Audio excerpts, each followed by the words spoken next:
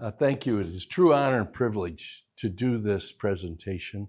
I hope the people out there in the World Wide Web enjoy it as much as I do putting it on and researching it. I cannot go on without giving compliments to all the people at Floyd County Museum on helping me do the research. Many interviews with community members that have long-lasting history in the community, and my wife Linda for doing the IT work. Without her input, we would not have a professional presentation that we have. On to what we're here to talk about today. As mentioned before, we had the Chautauqua Talks, and this summer McKenna came up with the idea, let's have tractor talks, perhaps to encourage people to come to the museum. So this is the first in a series of presentations that'll be given this summer on tractors, basically on the industry, how it affected what was going on in Charles City and how the industry evolved throughout time. My presentation is on the Hart-Parr Oliver plant's impact on Charles City. And with that, I think we've got to go look back prior to Hart-Parr. Why did Hart-Parr pick Charles City as a site? And so that goes towards an individual that I think we have to spend a little time talking about.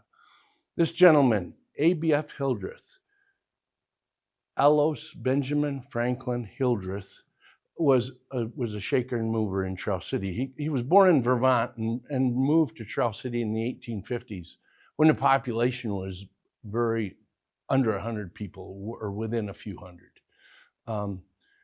He was a publisher by trade, but in 1863, he was elected to the legislature of the 54th District. And he lobbied very, very hard to get what is now called the Canadian Pacific track, which was the Milwaukee track, to come to Charles City. And then later on in time, after Charles City started to boom, obviously, he built the hotel, Hildreth Hotel and Opera House. This was destroyed in a fire in 1935, but it was one of the premier hotel opera houses in the central United States. This is a map of the Floyd County.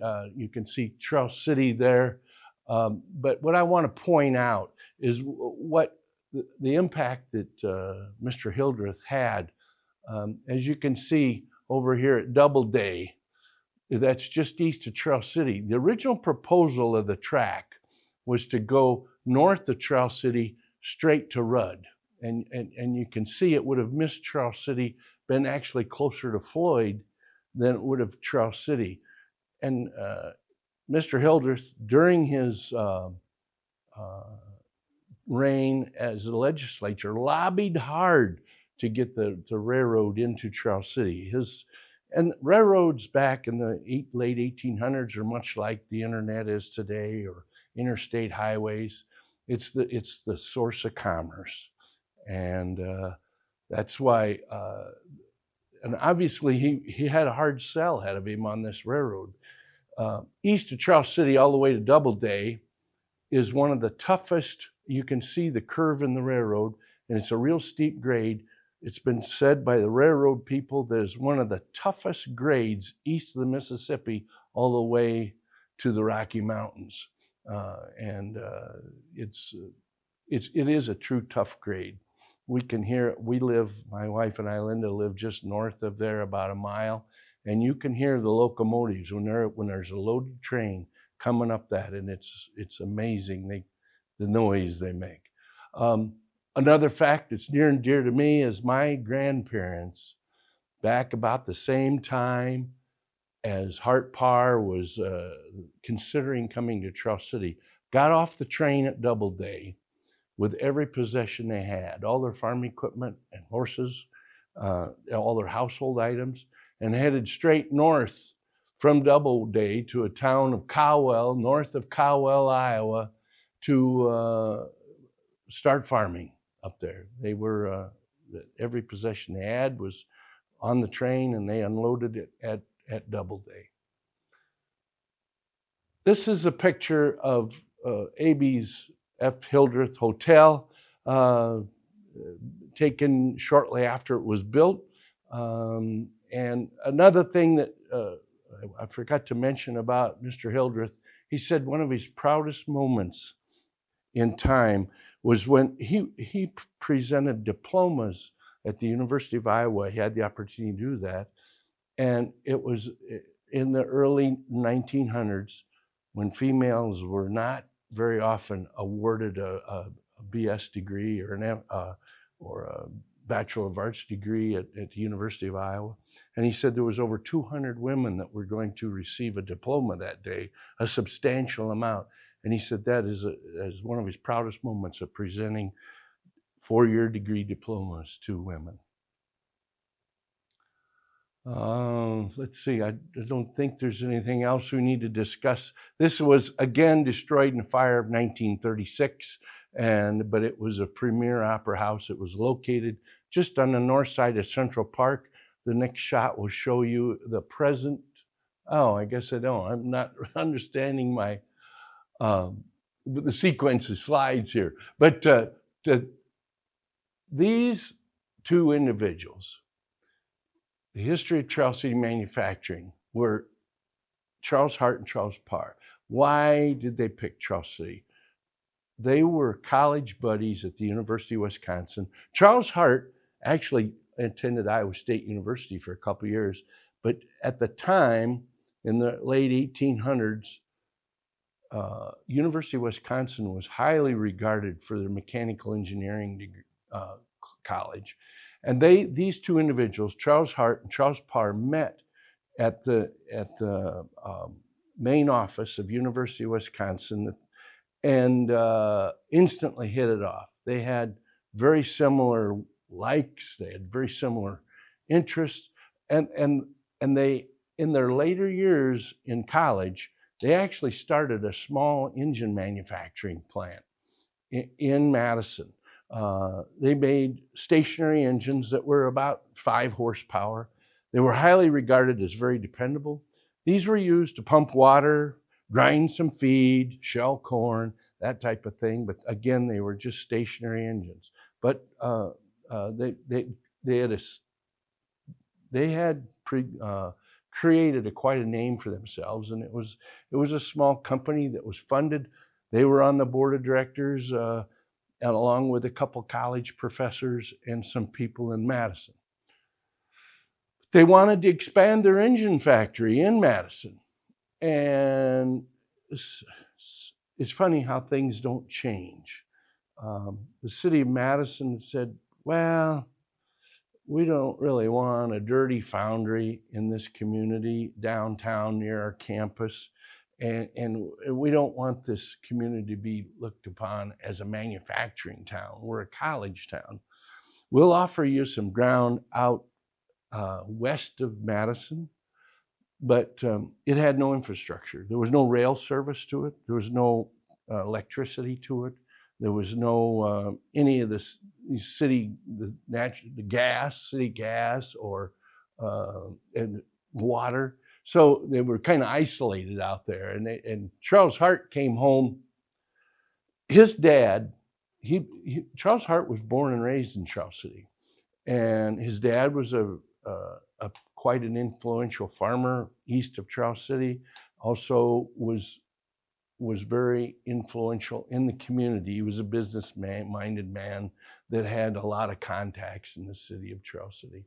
And he came home. Charles Hart came home, was very frustrated over a holiday. He said, Dad, we're just not getting anywhere here. I want to build this plant, a little bigger manufacturing plant. We're landlocked where we're at. The city of Madison won't cooperate with us. They want to give us some ground out west of town, but it's really of no value. It has no infrastructure. And Charles Hart's dad said, well, let's think about this a little bit. Maybe we can talk to some of the local people here in town. We have 2 railroads in this town, and we've got plenty of city infrastructure. Let's go talk. So the next individuals that they met with, Charles Hart and Charles Parr, were these 2 young men, A.E. and C.D. Ellis. The Ellis family was very influential in the city of Charles City. They owned what is now First Security Bank, which is located right down on Clark Street in Charles City. It was called First State Bank, I believe was the name at the time. But that in the early 1900s, they had a net worth of over $3 million.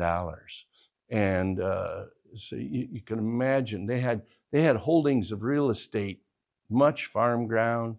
They had they had commercial buildings in Waterloo, Albert Lee, Charles City, Mason City. And A.E., I believe, was the attorney, and C.D. was more into real estate and the banking end. But between the 2 of them, they had quite an arrangement there where they were obviously shakers and movers in the city.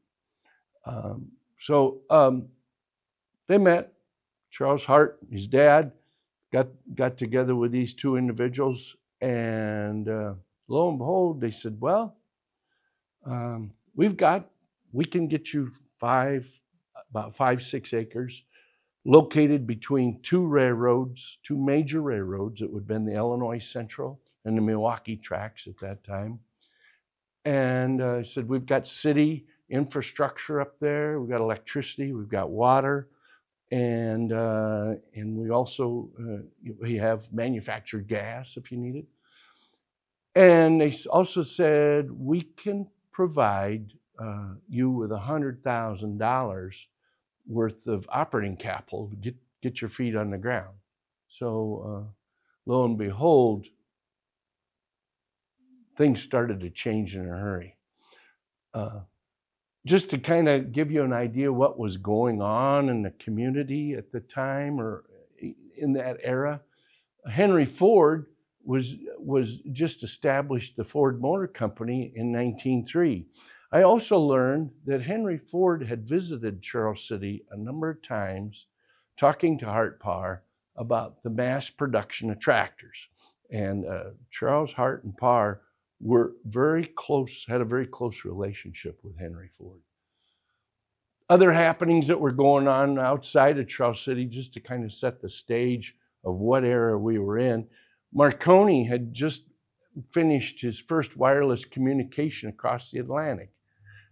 Teddy Roosevelt was the president, and he was negotiating with France regarding the Panama Canal. The French basically were the ones that started the Panama Canal.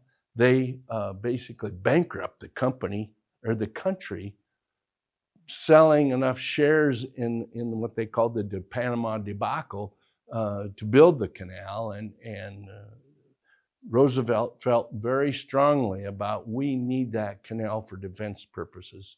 And just a side note on that, the success of the canal was due by the Americans was due to the control of the mosquitoes. Malaria was the downfall for the French, and Teddy Roosevelt figured out, hired the right people to get down there to control the mosquito population so that they could not lose workforce. At the same time, White Motor Corporation, which will come on later in my presentation, patented the first flash boiler. 1899 was a steam-powered automobile. In 1900, they controlled the steam-powered automobiles by a 2-to-1 margin. They outsold anyone else. July 5th, 1901, ground was broken, and then that's when they were given this $100,000 initially for operating money. And this is a picture of building of number 3, building 3 they call it. Off to the right here is the original administration building. And then the building just to the east of it was the original Foundry,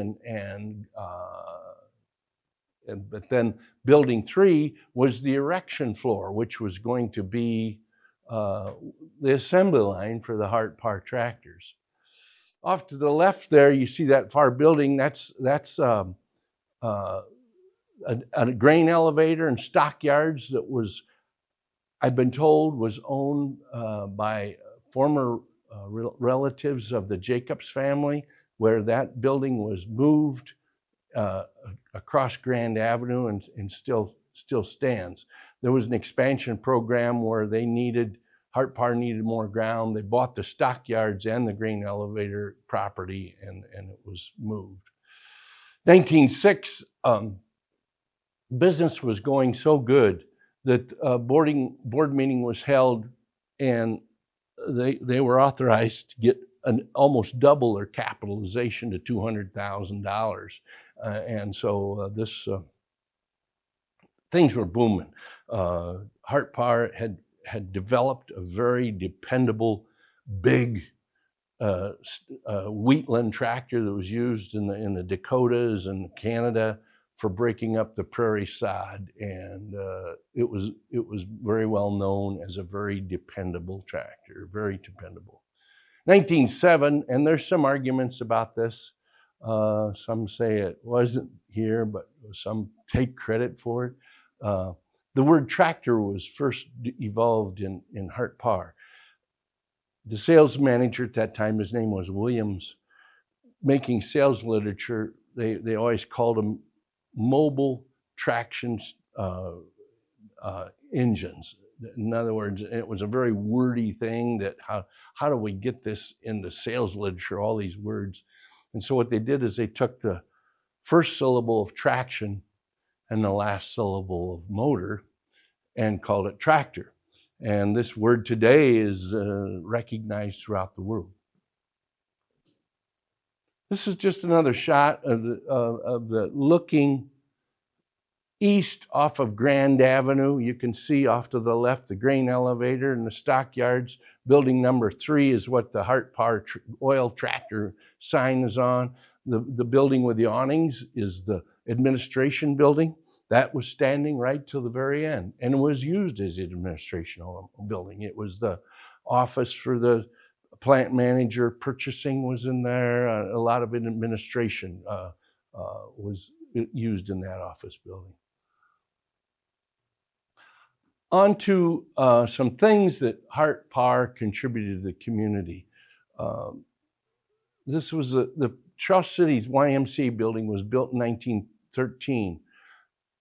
And Charles Hart-Parr recognized that they needed labor, but there was very limited housing in the community. So what they did, they authorized, and it's kind of funny because in the minutes you always read about the board of directors authorized. Well, the board of directors for Hart-Parr was mainly Charles Hart and Charles Parr, but they authorized buying 1,000 shares in YMCA to get YMCA to come to Charles City. And it was a 4-story building that was the St. Charles Hotel. It was located of Wisconsin and Blunt before the tornado. And of course, that was destroyed during the tornado. But then moved to Hewlin Street, where it currently remains. This is the current location of the YMCA. Charles City, for a town of under 10,000, is very fortunate to have a YMCA. We're one of the few communities, small communities, that actually has a YMCA. And it provides entertainment services for many. And it was originally, again, as I said before, originally developed for a place for housing for young single men that wanted to work at Hart-Parr, provide them social life, provide a place for them to stay at night, and also, just like YMCA says, Young Men's Christian Association. Charles Hart-Parr both said we need a place of positive environment for our workforce. This building here was originally built by a gentleman called Gable, Oscar Gable. He was a farmer over by Marlborough. This building is near and dear to my heart. I have a lot of fond memories in here. It was later purchased by my father in the early 50s and to settle the Gable estate. Oscar passed away. The sons didn't really want to be involved in it. It was originally built for Hart-Parr, and it was called the Tractor Inn. And this shot happens to be taken in the mid to late 50s. And my mother often commented, you can see down in the bottom of the building there, U.S. Army Reserve. She said, when we landed them as a tenant, that was a good milk cow. We always knew the check was going to be there and things were good. It was the bottom floor was retail spaces, the second floor was office spaces, and the third floor was apartments on the front half, and then the back half of it was all Army Reserve. It was not totally destroyed in the tornado, but it took severe damage. Here's a picture of the front of it when it was the actual, you can see on the left there, the Tractor Inn sign. This was some sales school or service school. It was Hart-Parr originally used this as an entertainment center for prospective clients, for their sales team to put on demonstrations, that type of thing. I was told that all the brick from this building came from Rockford Brick and Tile, and they would hook a train together, multiple wagons of bricks, pull it with I don't know if it was with a Hart-Parr or a steam engine, pull this multiple train of wagons till they got to the Main Street Bridge, which was an iron bridge at that time, disassemble it and pull each wagon across the bridge individually because they didn't want to break the bridge down by all that weight. It was here's a present picture of it. It was sold after the tornado to a group of dentists that had it as a dental center. It has now since been purchased by another investor, and it's a business office building with multiple businesses and offices in it. Well, one story. This is what an icon of Charles City, the swinging bridge. There was a definite need for a pedestrian bridge to get from downtown Charles City across the river to what they called the Chautauqua Talks. That was held in what is now Lions Field. And that particular bridge, there was a need to get to the Chautauqua Talks. Hart-Parr answered that question by designing, manufacturing, and building this pedestrian bridge in less than 30 days. And I don't know what the cost was at the time, but I'm quite sure that Hart-Parr donated a lot of it as just something to give back to the community. This was I believe it was built in 1908 or 6, somewhere 1906. Thank you, crowd, for correcting me. And it celebrated its 100th anniversary, but then was destroyed in the flood of 2008. And so, but there is by the present bridge site, there is a display using the original superstructure of the bridge.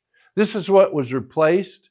It's a cable stay bridge. It's kind of a look-alike, like a suspension bridge. After millions of dollars of investment in engineering and manufacturing, and I believe it was over a period of 5 years, we were able to replace what Hart-Parr built in 30 days. This is another part of Charles City that Hart-Parr was very deeply involved in. Again, in the notes and the memoirs I've read, the Hart-Parr Board of Directors voted to purchase 1,000 shares in the Charles City Western.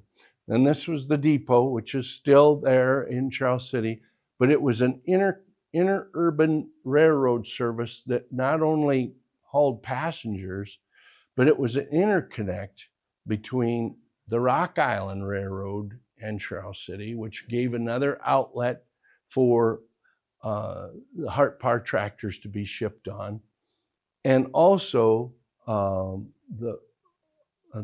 was proposed to go to Alma, Iowa, which would have been the connection to the Great Northwestern Railroad. They got as far as Cowell with it, and then ran into some financial tough times, and so that's as far as it went. But until the tornado, this interurban railroad, it was electrified, was a very important cog in the city of Charles City. It not only provided freight for Hart-Parr, Oliver, White Farm equipment, it provided freight for Salisbury Chemical, Sauls Bay, Sherman Nursery. It hauled coal to Cowell for the school up there. It hauled grain from Cowell back to the main lines, and so it was again a very important part. Right now, this is the original depot. Off to your left is the original Milwaukee train depot, and that was moved here just in the past year or two. It's going to be a museum, a train museum. There's an individual in town here called Bob Moen that is spearheading where there's going to be, I had a conversation with him just a couple days ago. He says the plans are to have 3 complete 1950s to 60s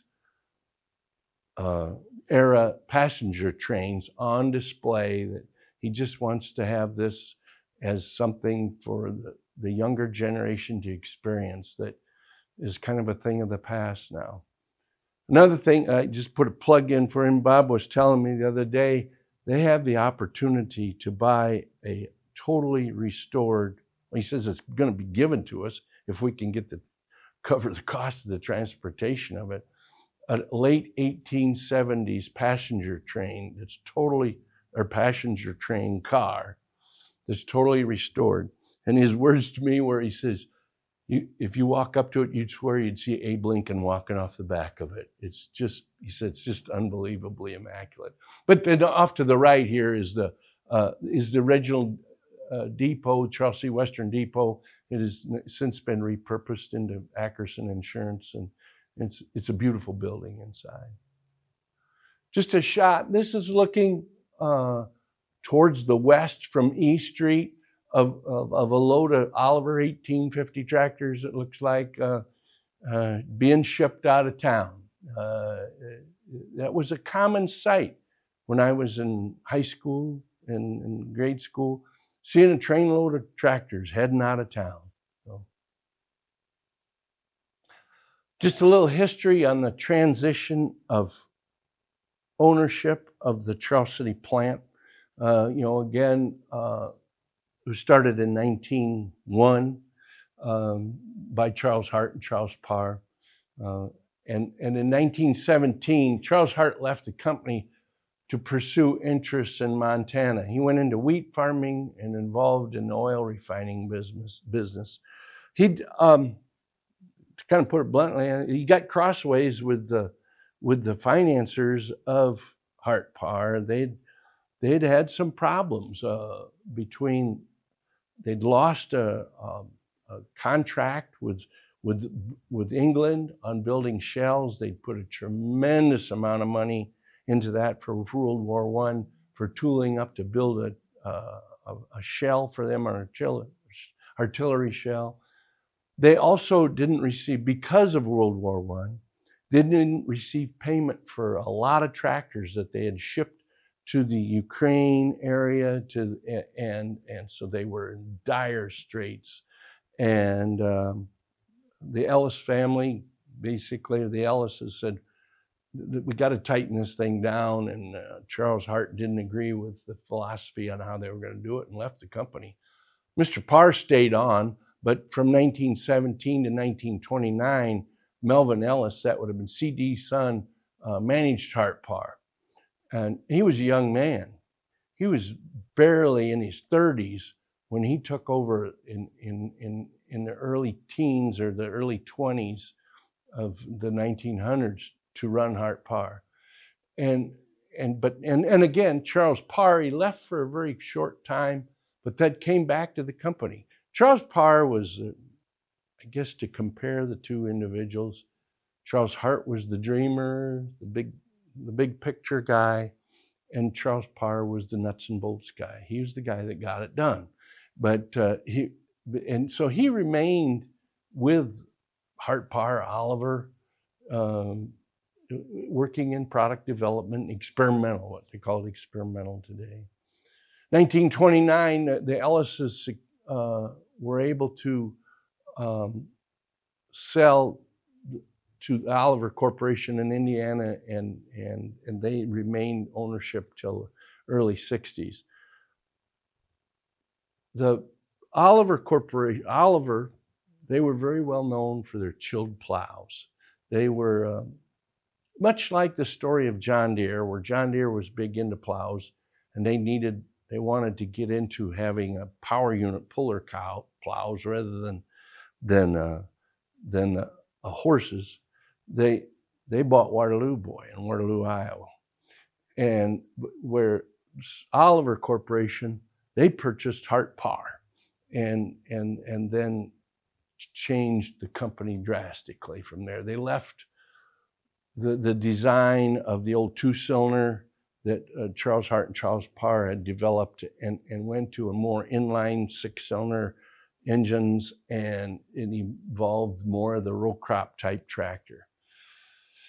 And that stayed. Oliver Corporation was a big portion of the actions in Charles City. We were very dependent on them. 1961, White Motor Corporation purchased Oliver, and Oliver was, some say that maybe it was the downfall of Oliver. Oliver was, at that time, was short on cash flow, a little bit tight. Things weren't going as good as they thought. And White Motor Corporation was a huge trucking company that built trucks, had plenty of assets, and wanted to diversify. And so they purchased Oliver. And within a short time after that, they purchased Minneapolis-Moline of Minneapolis, Minnesota, and Cockshut of Canada. And they rolled all three of these together over time. Basically, the big shift came about the same time as I came on with the company in 1974, which McKenna now points out to me as the 50 years since I started with the company. But they formed White Farm Equipment, where they rolled all three. Cockshut contributed the harvesting equipment. They had a very state-of-the-art harvesting equipment company. And Oliver and Minneapolis-Moline were run as separate organizations for a long time, until the late 60s, early 70s, about 72, the decision was made. Minneapolis-Moline plant was closed, and tractor production was all moved to Charles City. A big boom for Charles City, a tough stroke for the Minneapolis-Moline folks. 1986, in the late 80s, White Motor experienced tremendous amounts of cash flow problems, part of it due to the grain embargo, that where commodity prices crashed. Anti-skid brake laws in the trucking industry were enforced, so truck sales fell out of bed basically too. So White Motor had invested a tremendous amount of money in the trucking plants. They had invested some earlier in new tractor manufacturing that never came to fruition. So they were stretched pretty thin, and they declared bankruptcy. And in 1987, Allied Products from Chicago purchased White Farm Equipment. That included the plant here in Charles City, and ran it till 1993. Interesting reading if you want to go out on the internet. Google the Drexler brothers or Allied Products, and you'll find some interesting reading on the company they were. Basically, Allied Products, they own like Version Press, they own Bush Hog, they own Kiwani, they own New Idea, then they bought White Farm, and so they were a pretty good sized holding company. And we as a Charles City plant eventually were a dedicated machining heat treat foundry for all these other plants. Here's the product mix that was built in Charles City. The 950 was not built in Charles City, but the later generation, the 955 was. But you can see Hart started out as Hart-Parr, then combining the Oliver and the Minneapolis Moline line, and then finally the Field Boss line, or the White Farm Equipment line, was came about and first released for production, and when I started with the company in 1974. Here's another interesting individual. This guy was named Simon Bunky, or Bunky Knutson, Simon E. Knutson. He was very instrumental with Pontiac. He and Lee Iacocca kind of butted heads, is my understanding. But and Simon worked his way up in the auto industry, where he was at the top of Ford Motor Corporation.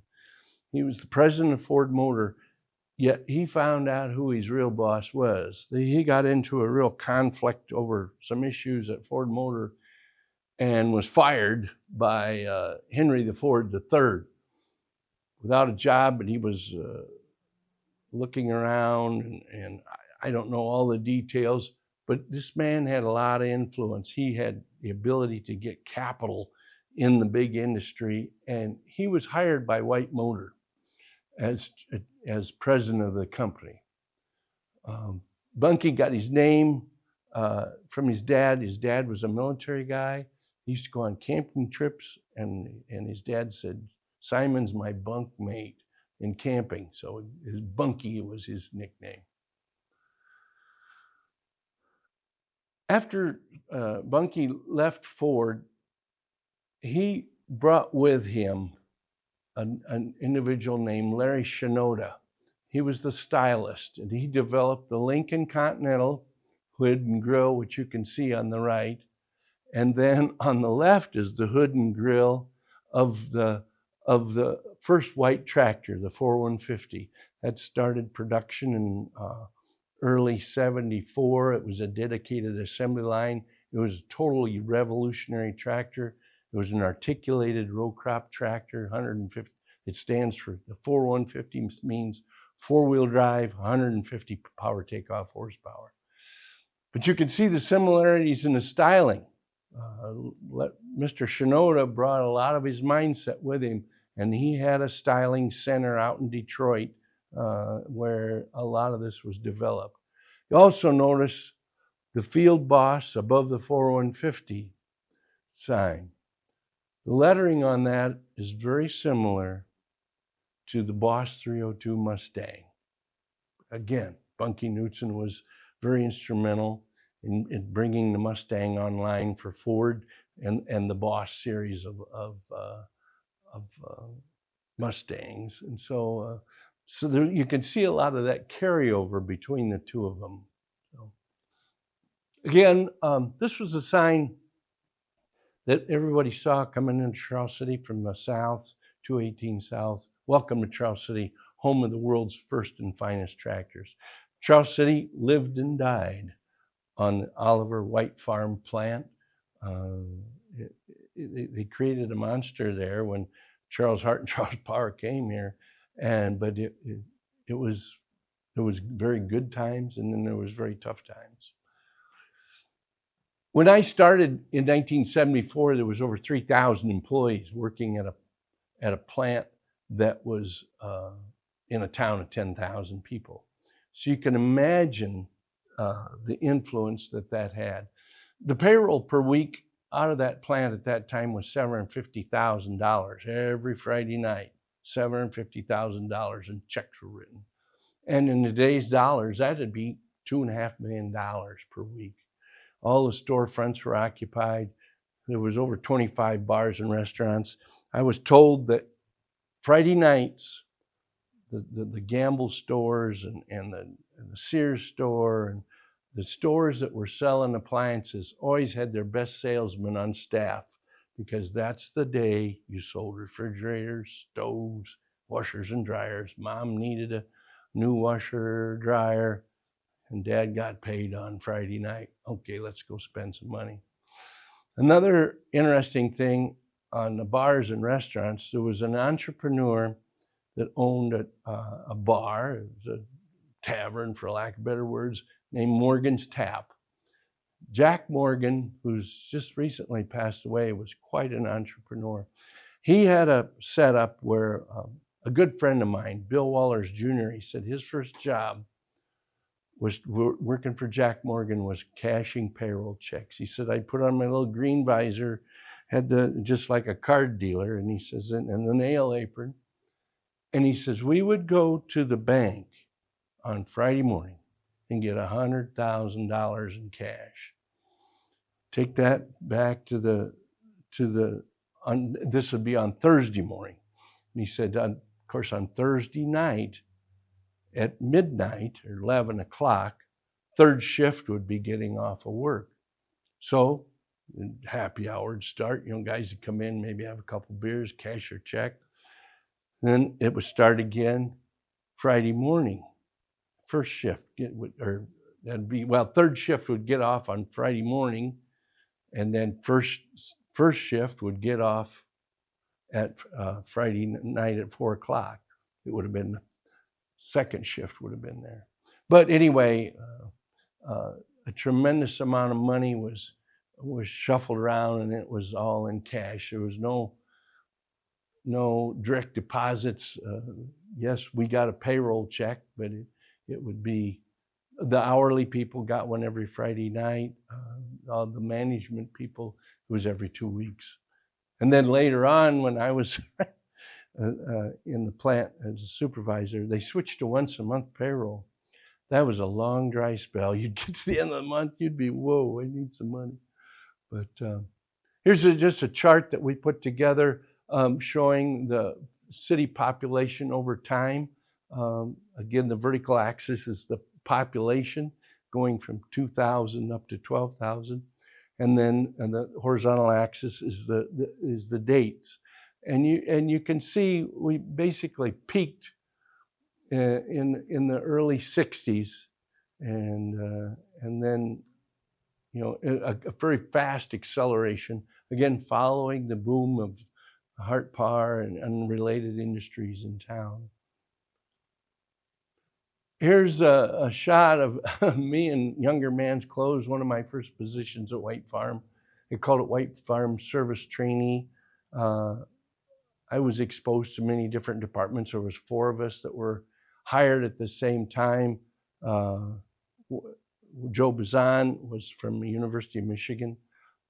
Cleet Shaft was from North Dakota State, or South Dakota State, I believe it was. And then another individual, Greg Marzin, was from a local area community college.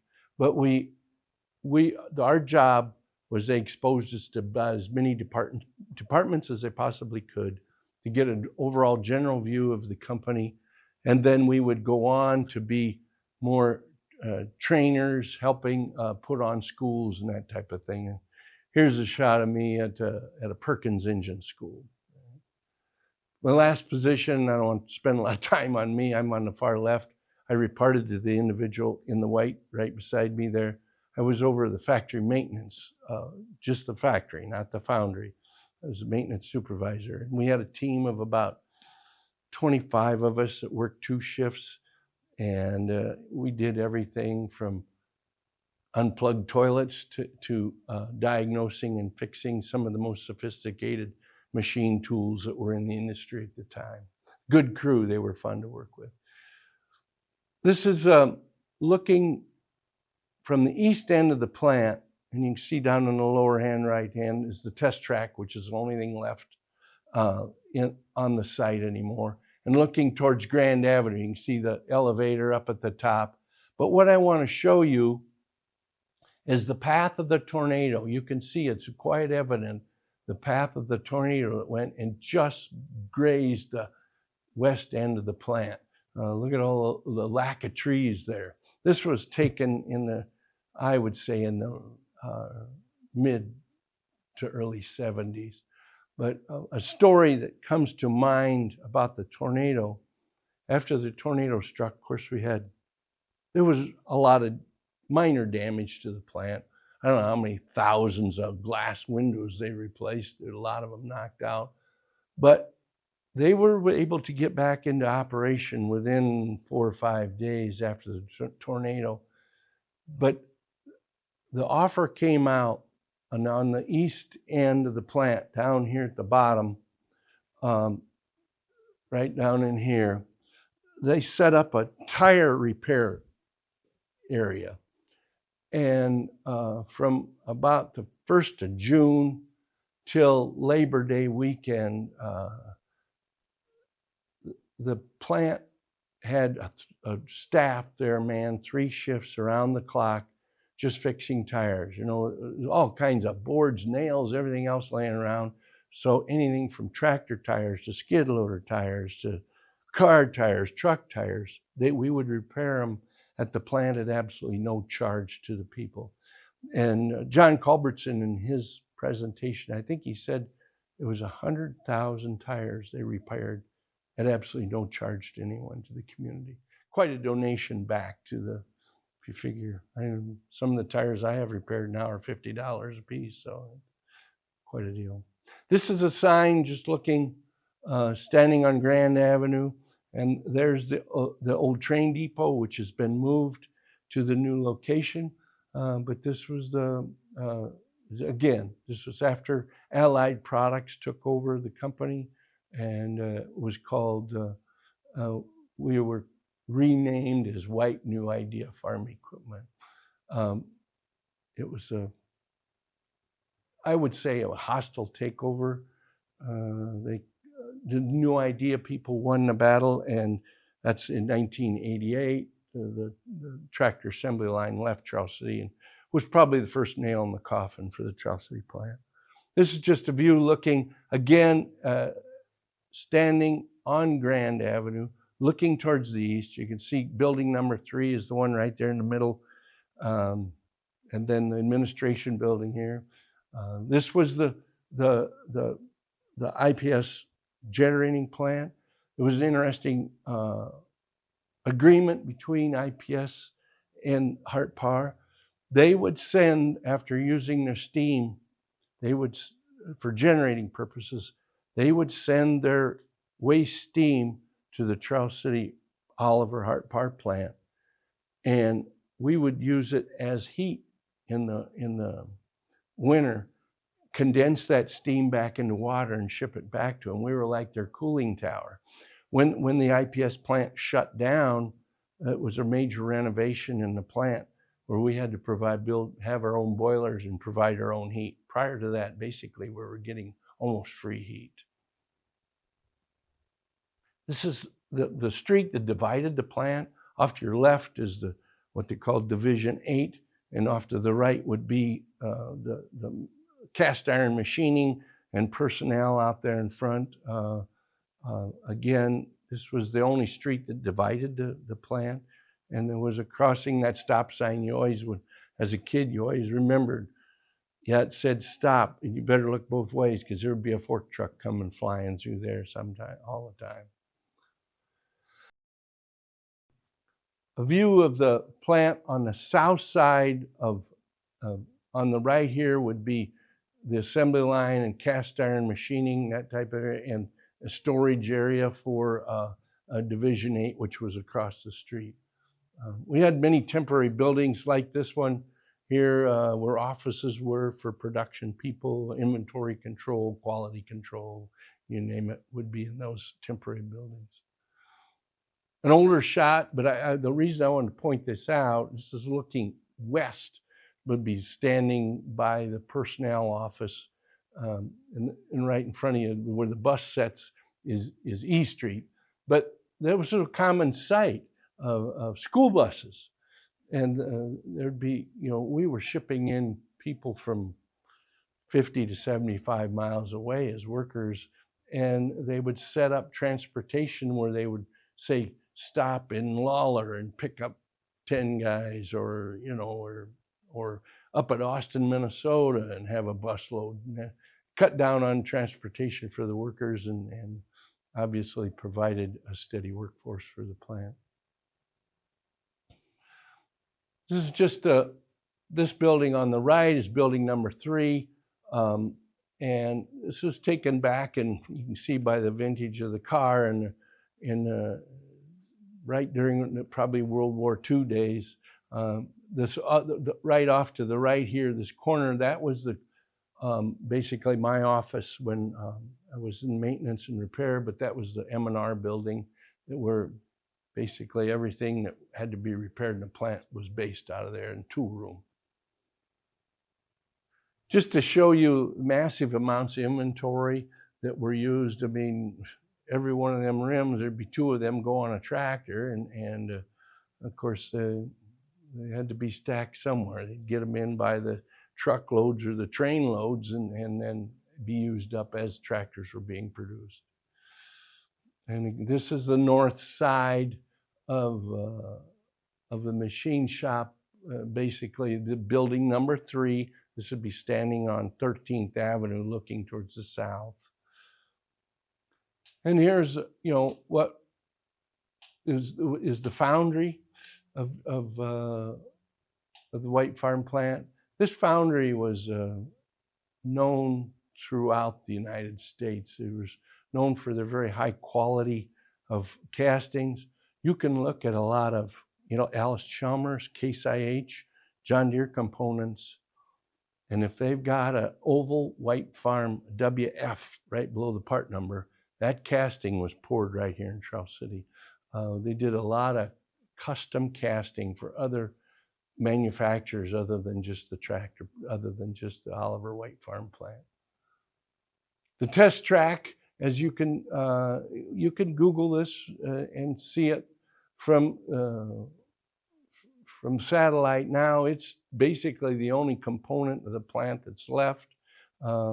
This was built to mirror the exact same test track as the University of Nebraska had. And the University of Nebraska is the proving ground for tractors. It's like the USAC of the tractor industry. And you have to provide a representative model of each, if you want to sell in the state of Nebraska, of a tractor, and it's run through a series of tests. I was involved in that for a couple, 3 years as a test engineer, where we would take a tractor out there and have it tested. And it was totally non-biased and controlled. You couldn't touch the tractor other than operate it, and but all modifications were noted in the test. Off in the background there, that building is still standing, the cement building there, and that was built by Hart-Parr. And again, to address the housing problems back in the early teens and 20s, it was nicknamed the Doo-Wop Motel. It's totally cast concrete. I can't imagine living there and being in very good living conditions, especially in the winter. But it was for Italian immigrants to live in while they worked in the foundry. They provided housing for them. An aerial view of the test track, and you can see off in the upper there is the foundry, and again, that's still standing. There was an individual's name was Charlie Adams. He was hired from the University of Nebraska by Oliver to design and lay out the test facility for Oliver. And he was also very instrumental in what we have in the museum here, the dynamometer car.